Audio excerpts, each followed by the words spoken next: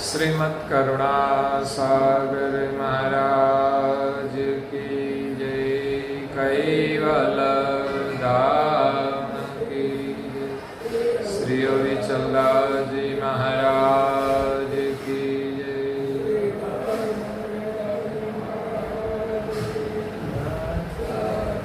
सत्यवल साहेब, सत्यवल साहेब, सत्यवल साहेब। अचरत सागर ग्रंथ शिष्य नरक परन गुनेगारी को सकरत सिद्धांत स्कंद 9 और चौपाई नंबर है 10।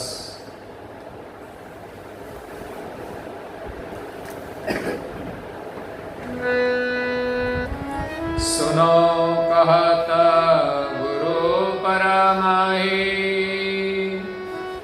मुख करे उचार, तिनके जय पर्यो उत्तर, देता सुनो पूछनार।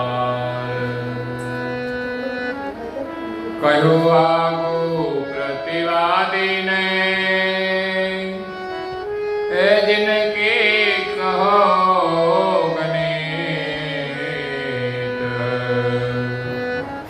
एक ते करके कहो, जय जिनो होया नित्य। प्रेमी भक्तजनों, ज्ञान संप्रदाय के आद्य स्थापक अनंत ब्रह्मांडाधीश कैवल कर्ता के परम विशेष अंश सकर्ता सिद्धांत का प्रतिपादन करने वाले पंचम स्वसम वेद के रचयिता, अनंत अंशों के तारणहार, कैवल धर्म धुरंधर,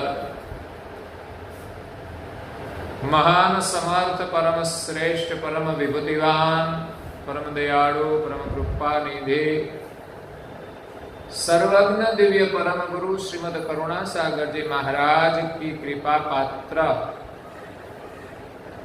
परम उपासक, परम विदुषी, परम पूज्या श्री अचरतबा करुणा के सागर परम गुरु जी की असीम कृपा से स्वरचित अचरत सागर ग्रंथ में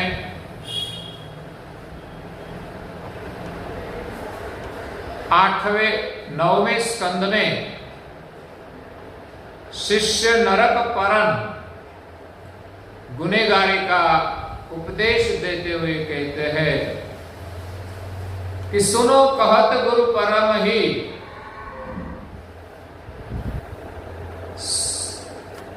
मुख करे उच्चार। प्रतिवादी ने आगे प्रश्न किया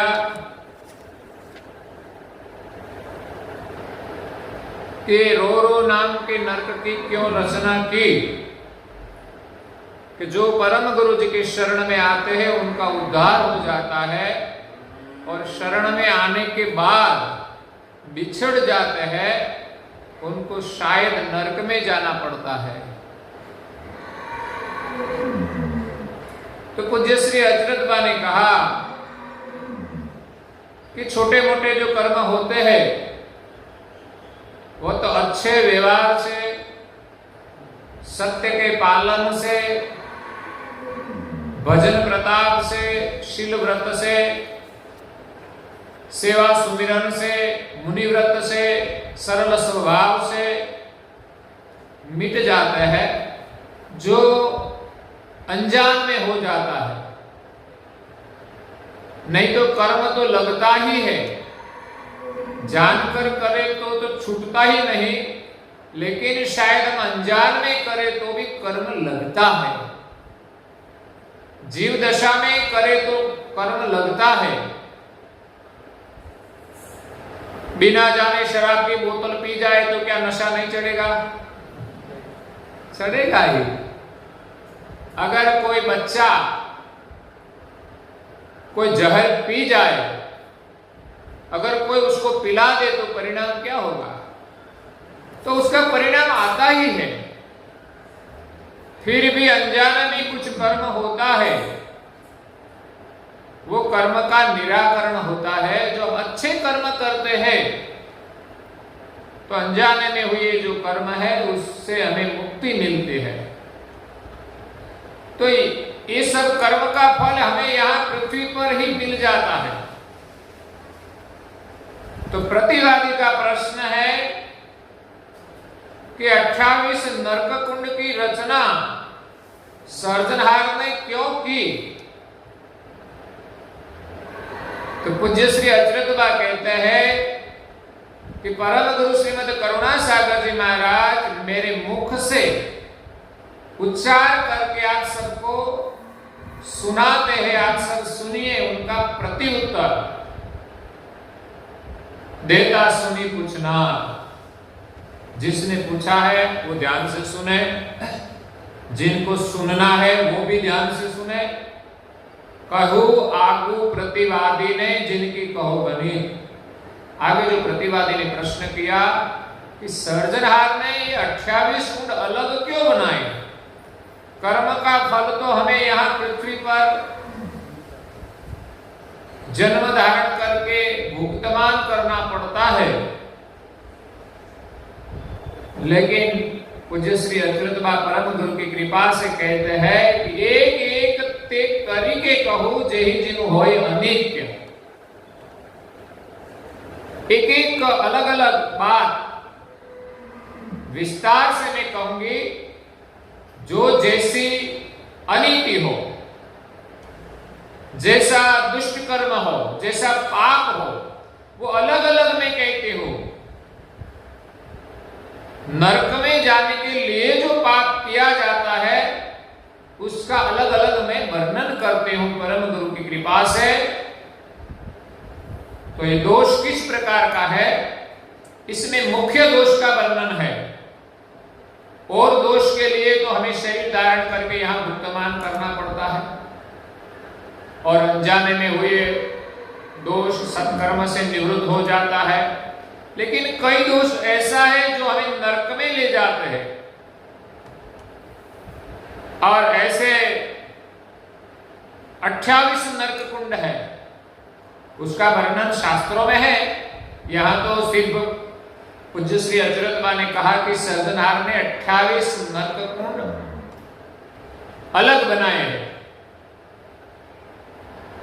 कई वक्ता भी कहते हैं कि वो कुंड है कि नहीं पता नहीं, स्वर्ग है कि नहीं पता नहीं, लेकिन यहां हमें सुख दुख का कर्म का फल भुगतमान करना पड़ता है। वो तो सही है, लेकिन यहां तो पूज्य श्री अचरतबा परम गुरु की करुणा से कह रहे हैं, उसके अनुभव से कह रहे हैं, इसलिए वो सत्य है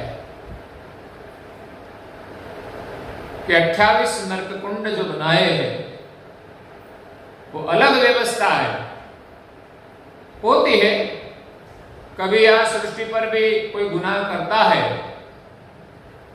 तो उनकी सजा के लिए कभी कभी ऐसे गुनहगार होते हैं काला पानी की सजा देनी पड़ती है, कभी ऐसे गुनहगारों को फांसी भी देनी पड़ती है। तो ये अलग सजाएं होती है, ये नरक की सजा समान होती है। जेल में जाना वो उसके कर्म का फल की सजा होती है। लेकिन कई सजाएं इतनी सख्त होती है, वहां ज्यादा परिश्रम भी करना पड़ता है और फांसी भी मिलती है। तो ये नरक की सजा है। यहां तो जैसे अचरतबा वर्णन करते हैं गुनाहों का। हे प्रथमो दिरग सब न होते करता ओड गुरुद्रोह। हे तृतीयो निज आत्मा महते विषय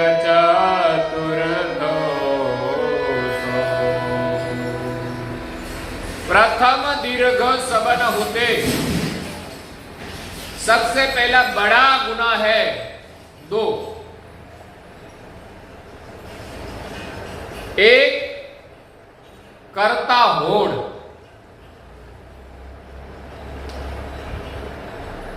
कर्ता की होड़ करना।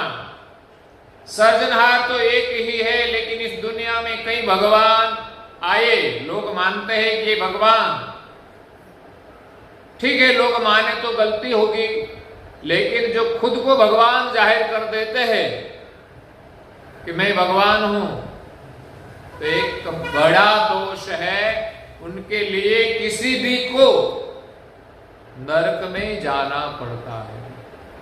अवतार जो हुए वो तो अवतार धारण किया, उसने अवतार का कार्य किया। उसने कभी नहीं किया कि हमने सृष्टि का सृजन किया है। पीछे लिखने वालों को सभी गड़बड़ कर दी है। जो शास्त्र बनाए, पुराण बनाए, उसने सब गड़बड़ की कि ये सब हमने बनाया, ऐसा लिख दिया है। अवतारों ने तो जो अपनी गति थी उसके अनुसार ही काम किया है। तो कर्ता की होड़ करना कि मैं सर्जनहार हूं, खुद का पता नहीं फिर भी मानता है कि मैं सर्जनहार हूं। ऐसे तो कई भगवान जन्म लेकर मर भी गए। जिनको जन्म मरण लागू पड़ता है वो सर्जनहार नहीं हो सकता, फिर भी खुद को भगवान बनाते हैं, लोगों के आगे पूजाते हैं। कलयुग में कई भगवान तो ऐसे भी है जो जेल में बंद है। तो वो लोग ऐसा कहते हैं कृष्ण ने भी जेल में जन्म लिया था। कृष्ण ने जेल में जन्म लिया था, वो जेल में गए नहीं थे। जन्म लेते ही वो जेल से निकल गए थे, आप तो निकल नहीं पाए। और भगवान मनाकर ऐसे तो बड़े बड़े अपराध करते हैं जो छोटे लोग भी नहीं करते। गुना पर गुना, वो कहां जाएगा? कैसे कैसे गुना करते, एक तो भगवान मनाते हैं और दूसरा खून भी कर देते हैं। कभी स्त्रियों पर अत्याचार भी कर देते हैं। तो ऐसे गुनहगारों के लिए ही सर्जनहार ने 28 नरक कुंड बनाए हैं। तो पहला गुना है सर्जनहार की होड़। मेरी दृष्टि से तो जो लोग मानते हैं कि अहम ब्रह्म, मैं ब्रह्म हूं, वो भी एक कर्ता की होड़ है कि मैं परमात्मा हूं, मैं परमेश्वर हूं। थोड़ा पुस्तक पढ़ ले, थोड़ा ज्ञान मिल जाए और अपने को मानने लगे कि मैं ब्रह्म हूं। दुनिया भी उसको भगवान मानने लगे कि तो परमेश्वर का अवतार है। परमेश्वर का कोई अवतार है ही नहीं। करुणा सागर बाप जी कहते हैं कि निज कर्ता अवतार धरत नहीं, मर्त लोक के चोले। मृत्यु लोक का चोला धारण करके सर्जनहार कभी इस शरीर, नश्वर शरीर में आते नहीं। उसका जन्म भी नहीं है, उसका मृत्यु भी नहीं है। वो तो अजर अमर है और अचल है, अपना स्थान छोड़कर कहीं सृष्टि में जाते ही नहीं। माना कि सूर्य प्रकाश करता है तो सृष्टि को प्रकाश देते हैं। तो यहां किसी कोई व्यक्ति अपना घर बंद करके बैठ जाए, उसके घर में अंधेरा हो जाए, तो क्या सूर्य वहां अंदर आएगा? अंदर आएगा शायद, तो और जगह पे क्या होगा?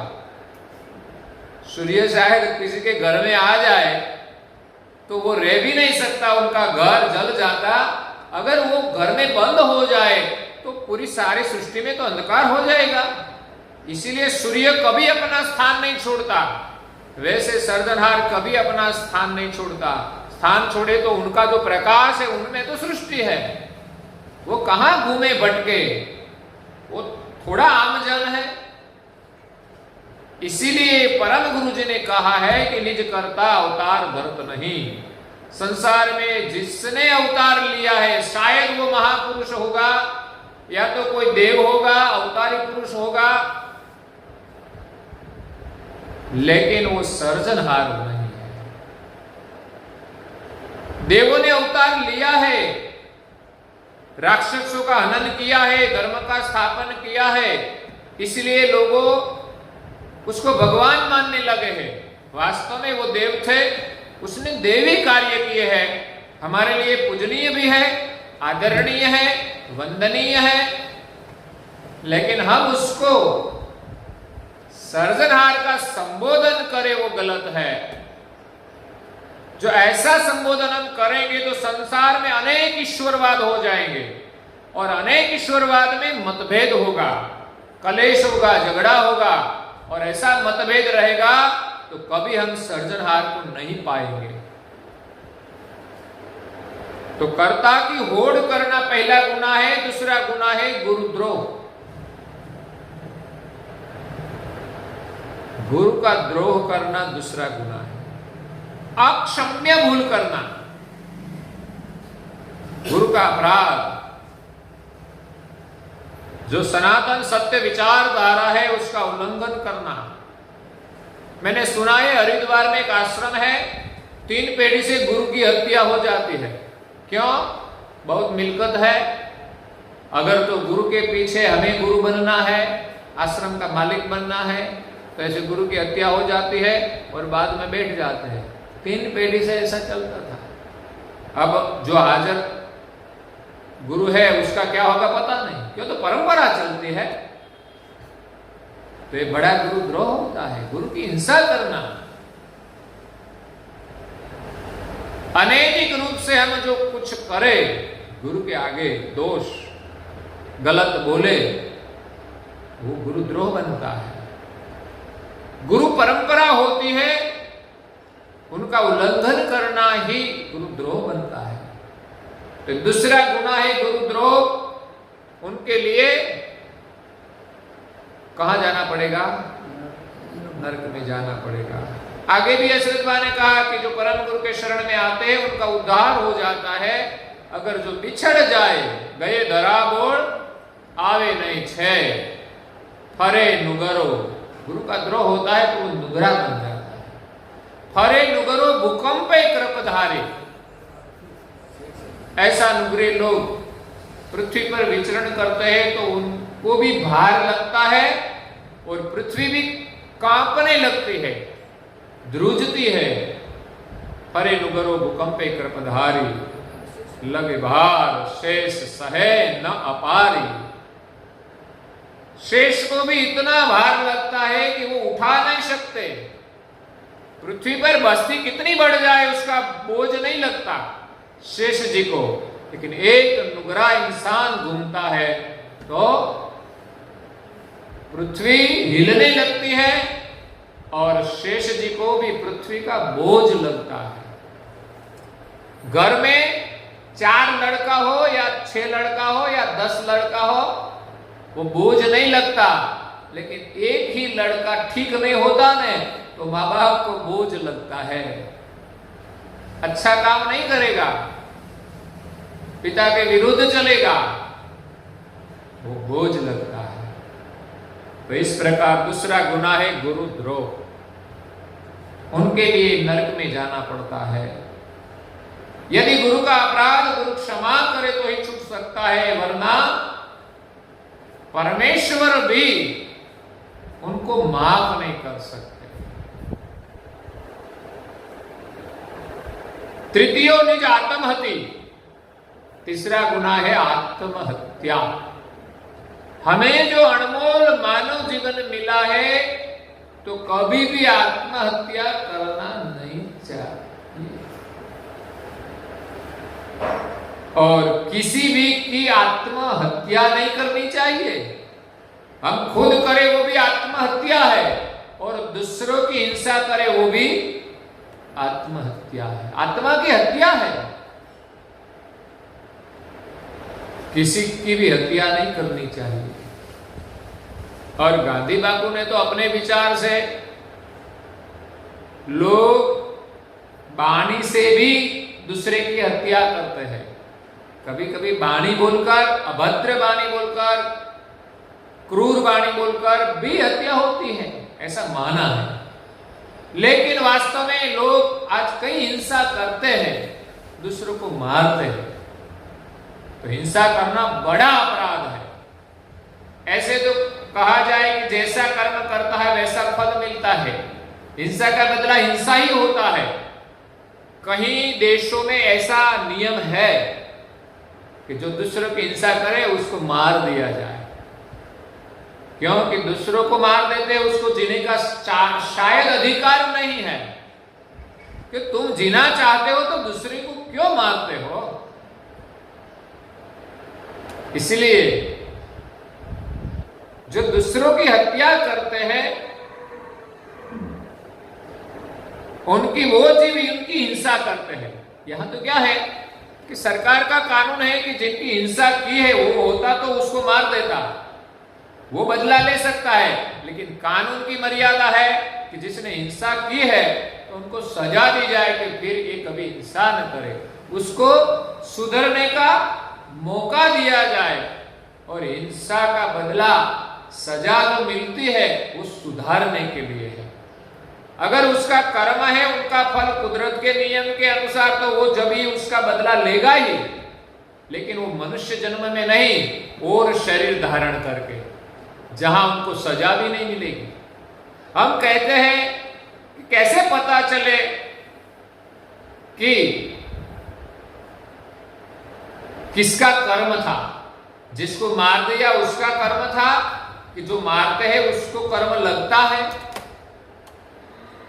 ऐसे तो मनुष्य जन्म में जो हिंसा करते हैं उनको ही कर्म लगता है। शायद आगे का और कोई कर्म हो, इसी के कारण उनकी हिंसा हो गई, लेकिन वो दूसरा जन्म लेकर प्राणी का जन्म लेगा। जो मर गया है वो शायद सिंह बनेगा और मारने वाला हिरण बनेगा।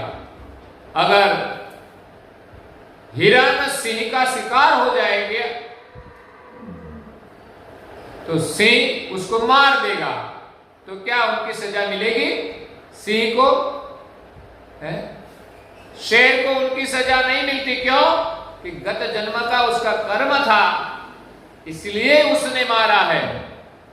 हम सोचते हैं कि जंगल में ये प्राणियों हिंसा करते हैं तो उनका तो राइट है, उसका तो आहार है, और उसी की हिंसा होती है जिसने हिंसा की है। बाकी के सब प्राणी ऐसे ही वन में घूमते हैं, वो उसकी पकड़ में नहीं आते, वो अपना जीवन पूरा भी करते हैं। तो इसी प्रकार हिंसा का बदला हिंसा होता है, नहीं तो फिर एक सजा नरक में जाने की है। शायद यही नरक होगा। किसी की हिंसा हो जाए तो इनसे बड़ा नरक क्या हो सकता है? छोटे मोटे दुख तो घर में आते रहते हैं, वो बड़ा दुख नहीं है, लेकिन किसी की हत्या हो जाए उस समय उसकी कैसी दशा होगी, ये नरक से ज्यादा तो नहीं। तो जो आत्महत्या करते हैं उसको नरक में जाना पड़ता है। एक खुद आत्महत्या कर ले, दूसरों की हत्या करे, और तीसरी एक हत्या माना जाता है भ्रूण हत्या। कोई गर्भवती महिला अपने गर्भ में जो बालक है उसका गर्भपात कराते हैं,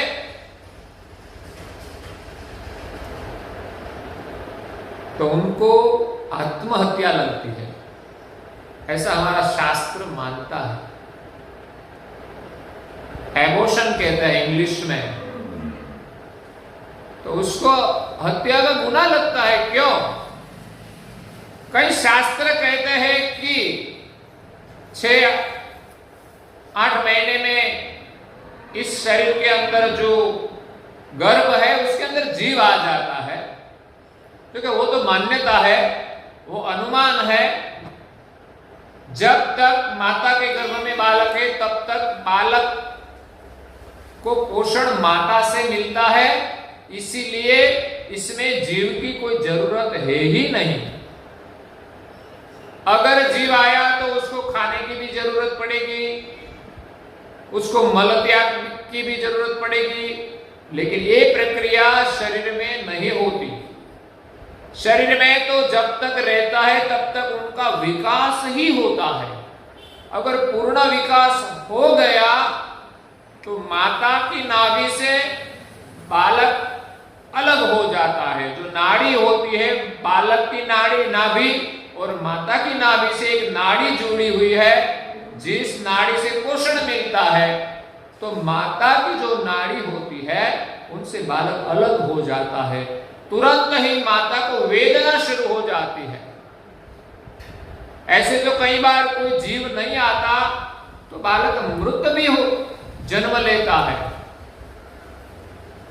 परम गुरु जी अपने स्व अनुभव से कहते हैं कि जन्म के बाद इसमें जीव आता है, पहले नहीं।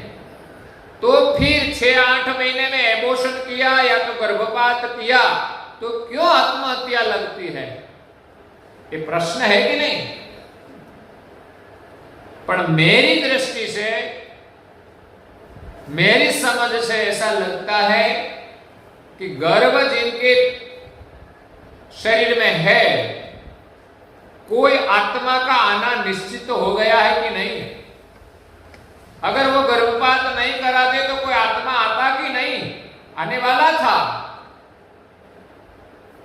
तो समझा कि जिनके लिए वो शरीर बन रहा था उनका शरीर का नाश किया, तो जो आने वाला आत्मा था उसका द्रोह हुआ है।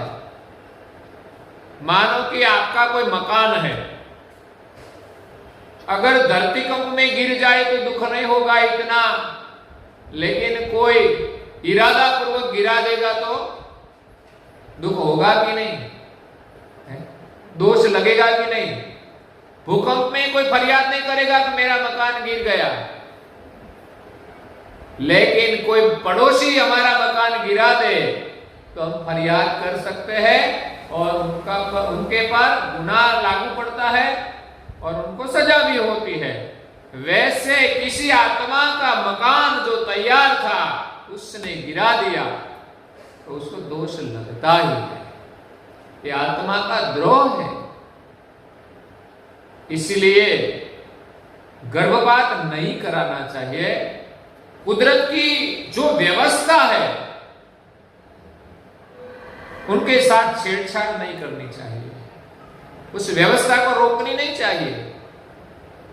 अगर रोकना है तो पहले से सोचकर रोके कि गर्भ ही न धारण करे।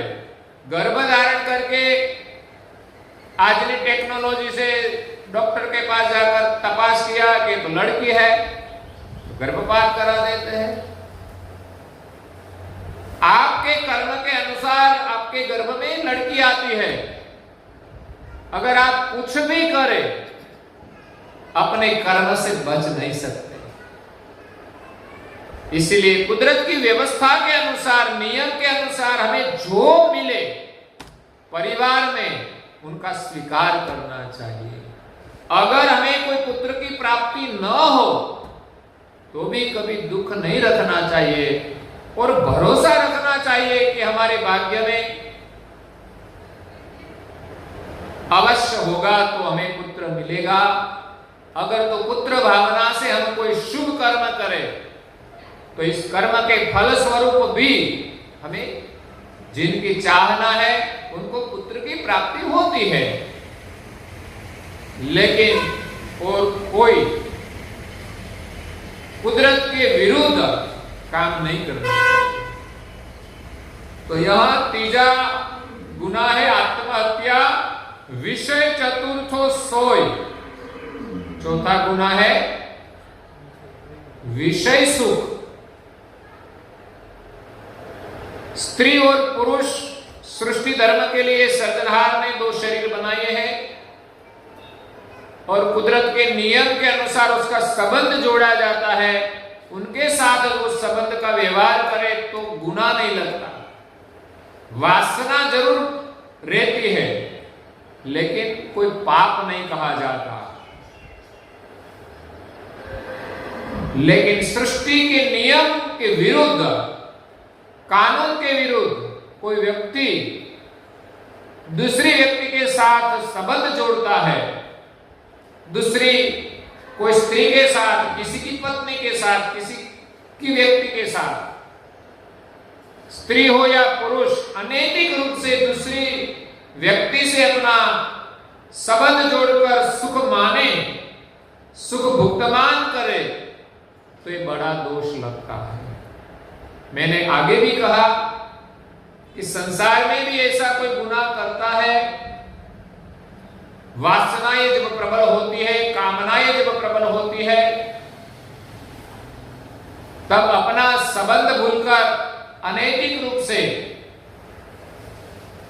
वो विषय सुख भुगतमान करते हैं, लेकिन उसको पता नहीं कि इस व्यवहार का परिणाम क्या है, नरक में जाना पड़ेगा। संसार में लोग ऐसी कामनाएं तो करते हैं, लेकिन कभी कभी संन्यास लेकर भगवान जिनको लोग मानते हैं वैसा लोग भी ऐसा पाप करे तो वो तो पता नहीं कितने जन्म तक इस नरक में सड़ेंगे।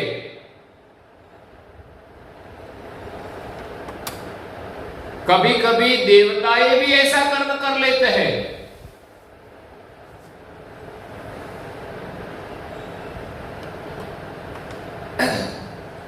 तो उनको भी दोष लगता है। ऐसा नहीं कि कोई देव ऐसा दोष न करे, अगर तो करे तो उनको गुण सजा न मिले, उनको भी अभिशाप मिलता है। तो इंद्र ने भी कई बार ऐसी हरकतें की है। इंद्र के यहां इतना वैभव है, इतना विलास है, इतनी अप्सराएं है, फिर भी उनको संतोष नहीं होता। और इसीलिए तो महापुरुषों ने भी कहा है कि हमें कितना भी वैभव मिल जाए, संतोष होने वाला नहीं है। एक गाड़ी में भी संतोष नहीं होगा तो दूसरी लाएगा, दूसरी में संतोष नहीं होगा तो तीसरी। ऐसे संसार सुख में भी एक लाड़ी से संतोष नहीं होगा तो दूसरी नहीं ला सकते, लाएगा तो भी संतोष होने वाला नहीं है। ऐसे इंद्र को कई अप्सराएं थी, फिर भी इस सुख से उसको संतोष नहीं हुआ। तो कहा जाता है कि मृत्युलोक में गौतम ऋषि थे, उनकी पत्नी बहुत सुंदर थी। पहले जो ऋषि मुनियों थे वो संयमी थे, तपस्वी थे। इस भाग्य के अनुसार उनकी पत्नियां भी इतनी पुण्यवान थी, सुंदर भी थी, जिनको देखकर देवता भी प्रभावित हो जाए। तो ऐसी गौतम ऋषि की पत्नी, जिसका नाम अहल्या था, तो उनको देखकर वो सम्मोहित हो गए। लेकिन सोचा नहीं कि मेरे यहां तो कितनी अप्सराएं हैं, इतना वैभव है, और मैं एक ऋषि पत्नी के साथ ऐसी चाहना रखूं तो वो ठीक नहीं। अगर उसका अपहरण करूं तो भी ठीक नहीं, क्योंकि उसका फल मुझे भुगतान करना पड़ेगा। लेकिन जब विषय से जीव आक्रांत हो जाते हैं, तब सामान्य हो या देव अपना कर्तव्य भूल जाते हैं, और मैं क्या कर रहा हूं वो भी नहीं सोच पाते, नहीं देख पाते। तो उसका मित्र चंद्र था, सूर्य और चंद्र। चंद्र एक देव है। तो इंद्र ने चंद्र की सहायता मांगी कि तुम मुझे सहायता करे। तो मित्र का तो धर्म होता है मदद करना। तो बोले क्या सहायता करे? क्योंकि अहल्या के साथ मेरा संबंध जोड़ना है, मैं अहल्या के बिना रह नहीं पाता। चंद्र के ऐसा तो थोड़ा हो सकता है, इसमें तो मैं मदद नहीं कर सकता। तो लेकिन फिर भी इंद्र ने मजबूर कर दिया चंद्र को मदद करने के लिए। तो इंद्र ने कहा तुम मुर्गा बनो, पहले ऋषि मुनियों का उठना कैसे था? घड़ियां नहीं थी और सुबह पक्षियों की आवाज से उठ जाते थे। आज भी 5 बजे कोयल टहुका करती है, 6 बजे कई और पक्षी भी टहुका करते हैं, लेकिन कई इंसान सोते रहते हैं। ये सभी पक्षी आवाज करते हैं हमें उठाने के लिए, लेकिन हम कहाँ उठ पाते हैं? क्यों? कि घर बंद करके सोए हैं, इसलिए शायद आवाज भी नहीं सुन पाते। अगर सुन पाते फिर भी हम नहीं उठ सकते, तो हमारा कल्याण कैसे हो सकता है? तो ऋषि मुनि मुर्गे की आवाज से जग जाते थे, वही उसका अलार्म था। तो या तो दूसरा, आकाश में देखते हैं कि चंद्रमा कहां है। अगर चंद्रमा नहीं दिखाई दे तो ऐसा भी मान लेते। शुक्ल पक्ष था तो मान लेते कि सुबह होने वाली है। तो ऐसे कहा जाता है कि छल कपट से इंद्र ने चंद्र को मुर्गा बनाया और वो बोलने लगे। तो ऋषि ने अचानक नींद उड़ गई, क्योंकि अभी तो आधी रात्रि थी। जब नींद पूरी नहीं होती तो ऐसा लगता है कि सुबह हो गई। अगर नींद पूरी हो जाए तो अपने आप नींद उड़ जाती है, मुर्गा बोले या ना बोले। तो मुर्गा बोला तो ऋषि उठ गए। घड़ी तो थी नहीं तो आजकल तो हम घड़ी में देखकर रात को उठ जाते हैं, लेकिन घड़ी में देखते हैं कि अभी तो 3 बजे है तो वापस सो जाते हैं। कई लोग तो 7 बजे है तो भी सो जाते हैं। क्या? तो कभी समय नहीं हुआ, 8 बजे उठना है। तो फिर ऋषि जाग गए और जल्दी स्नान के लिए नदी की ओर चल पड़े। तो यहां ऋषि नदी की ओर गए और वहां पीछे इंद्र गौतम ऋषि का शरीर धारण करके थोड़ी देर में वापिस आए। क्यों? कि कहते हैं कि नदी मैया ने कहा कि अभी तो अर्धरात्रि, कौन स्नान करने आया? ऐसे तपस्वी को कुछ माध्यम से ऐसा संकेत मिलता था, अब वापिस जाओ, तेरे साथ छल हो रहा है, संकेत किया। अगर दूसरा आकाश में देखा तो चंद्रमा दिखाई दिया थोड़ी देर के बाद, तो लगा कि अभी तो रात्रि पूरी नहीं हुई। तो संकेत हुआ कि मेरे साथ छल हो रहा है, तो जल्दी जल्दी निकले नदी से। यहां इंद्र उनका स्वरूप लेकर अहल्या के साथ शरीर के साथ आलिंगन करने लगे। तो वो आलिंगन में थे और ऋषि आ गए। तो ऋषि ने दरवाजा खोला, तुरंत ही अहल्या को पता चला कौन आया। देखा तो गौतम ऋषि, तो उसके साथ थे वो भी गौतम ऋषि। लेकिन जो सही गौतम ऋषि था वो क्रोध से आग बबूला हो गया। नीच कपटी, तू कौन है बता, नहीं तो मैं श्राप देकर तुझको भस्म कर दूंगा। बता अपना असली रूप क्या है।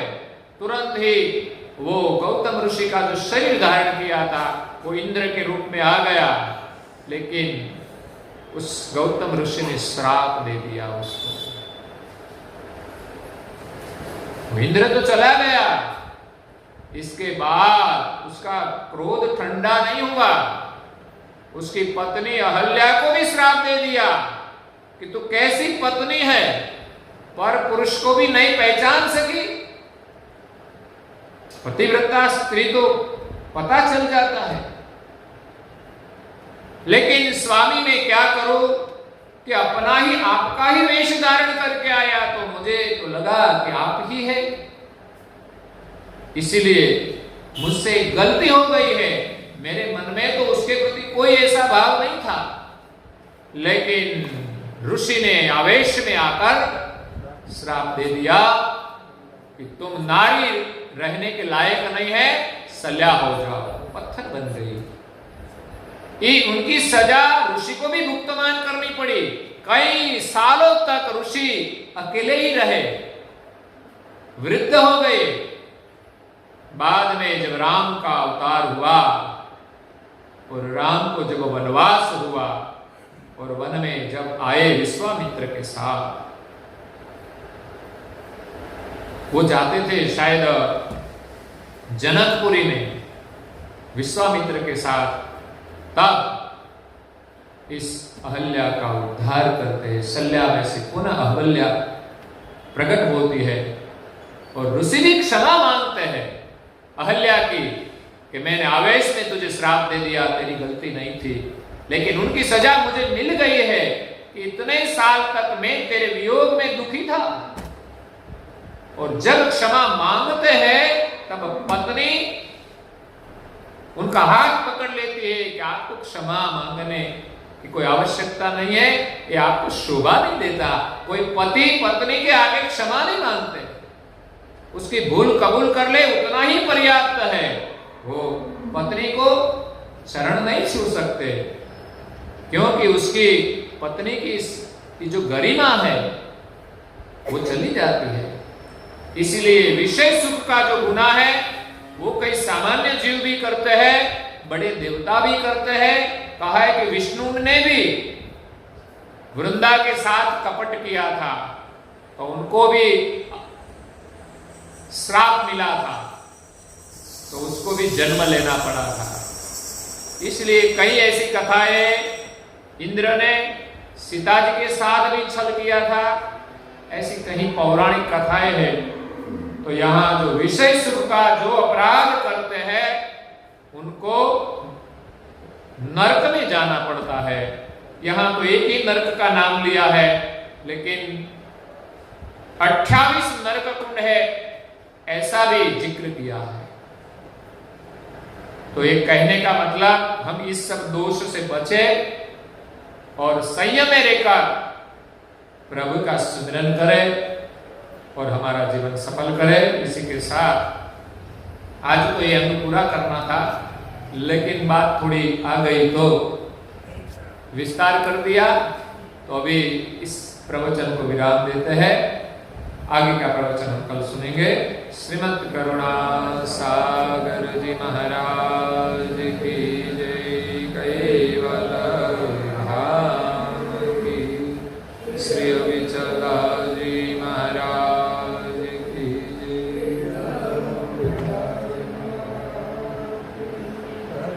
सात केवल साहेब सत्य साहेब।